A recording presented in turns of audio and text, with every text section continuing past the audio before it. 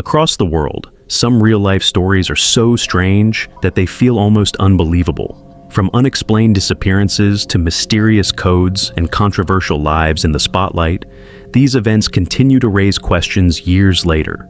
The disappearance and sudden return of Vasile Gorgos, the chilling encrypted messages of the Zodiac Killer, and the complex public struggles surrounding pop icon Britney Spears are three cases that captured global attention. Each story carries its own mystery, blending fact, speculation, and unanswered questions. Together, they remind us that truth can sometimes be stranger and more fascinating than fiction. In 1991, a man from rural Romania named Vasile Gorgos left home for what was supposed to be a short business trip. At the time, Gorgos was a 63-year-old cattle trader who often traveled to different cities to buy and sell livestock. Because of his profession, it was normal for him to be away from home for a few days. His family had grown used to these trips, and every time he left, he always returned shortly after. One day in 1991, Gorgos packed his things, bought a train ticket, and told his wife and children that he would be back soon. Nothing about that morning seemed unusual. It was simply another routine trip. But this time, he never returned. Days turned into weeks, and weeks turned into months. His family became worried and eventually reported his disappearance to the police. Despite searches and investigations, there was no trace of him. No witnesses, no letters, no phone calls. It was as if he had vanished completely. Years passed with no answers. Eventually, the family came to believe that something terrible had happened to him. With no hope left of seeing him again, they held a memorial service and began the painful process of moving on with their lives. 30 years later, something unbelievable happened.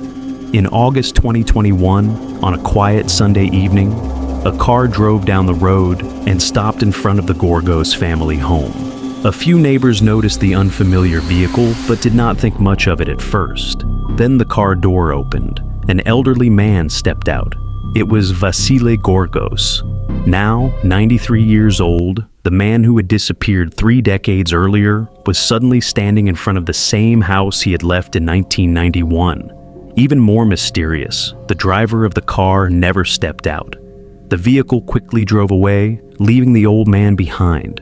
Those who witnessed the moment were too shocked to notice important details. No one remembered the car's license plate, and no one could clearly describe the driver. When Gorgos' family examined him more closely, they noticed something strange. He was wearing the same style of clothing he had on the day he vanished. In his pockets were his identification card and the original train ticket he had purchased 30 years earlier. Despite his age, he looked surprisingly well cared for. He was clean, properly dressed, and appeared to be in relatively good health for a man of 93. It seemed that wherever he had been, someone had taken care of him. However, there was one major problem: his memory. According to reports, Gorgos appeared confused and had difficulty explaining where he had been all those years. Some accounts say he recognized members of his family, while others claim he struggled to remember them clearly. When journalists and relatives asked him the question everyone wanted answered, "Where have you been for the past 30 years?" his response was simple and puzzling: "I was home." To this day, the full story of what happened to Vasile Gorgos remains unclear, leaving behind one of the most unusual disappearance mysteries in modern times. Here is a rewritten version of the story, around 3,000 characters, with a clearer narrative flow.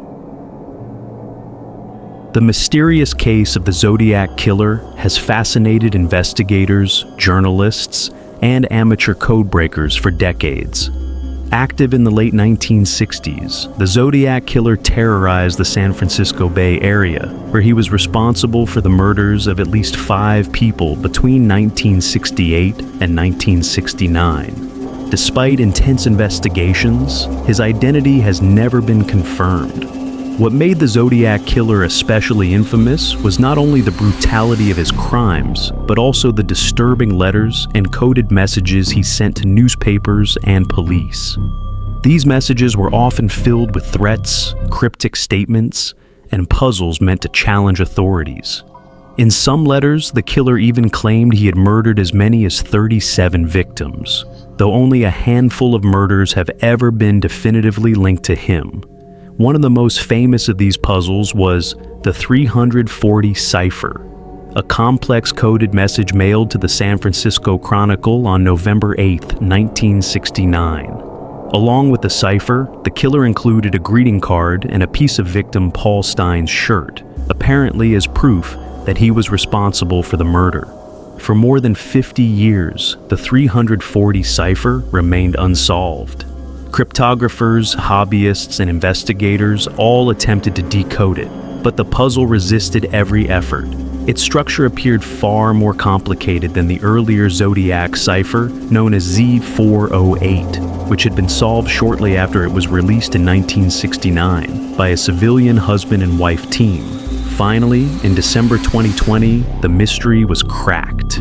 A team of codebreakers led by David Orenchak, along with Sam Blake and Jarl Van Eyck, managed to solve the cipher after years of study and experimentation. Their breakthrough came from recognizing that the Zodiac had arranged the letters in a diagonal pattern that required a unique method of reading the message. After their discovery, the Federal Bureau of Investigation, FBI, confirmed that the 340 cipher had indeed been solved. When decoded, the message revealed a chilling statement from the Zodiac Killer. In it, he mocked the people trying to capture him and claimed he was not afraid of execution. He wrote that death would simply send him to what he called paradise, where he believed the people he killed would become his slaves in the afterlife. The message read in part, "I hope you are having lots of fun in trying to catch me. I am not afraid of the gas chamber because it will send me to paradise all the sooner.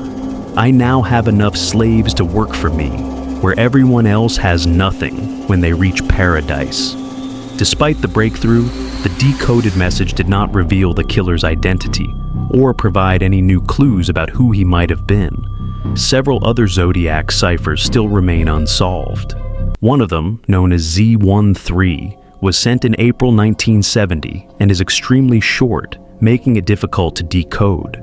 Another cipher, Z32, was mailed to the San Francisco Chronicle along with a map of the Bay Area and supposedly contained the location of a bomb.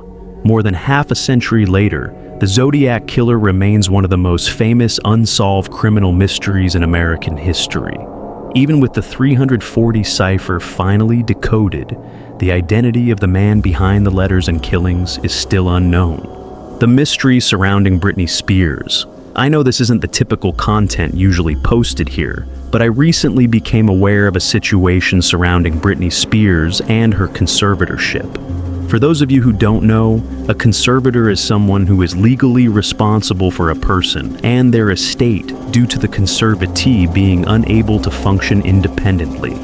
From Wikipedia, conservatorship is a legal concept in the United States. A guardian or a protector is appointed by a judge to manage the financial affairs and or daily life of another due to physical or mental limitations, or old age.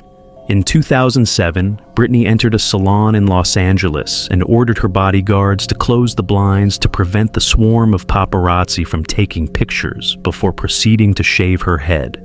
According to the salon's owner, one of the two bodyguards present to protect Britney purposely opened the blinds repeatedly, allowing a hidden photographer to take the now infamous photographs.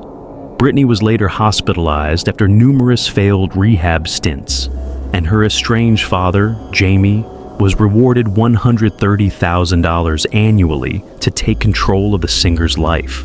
Within months, Jamie had rehired the entire team Britney claimed had controlled and threatened her.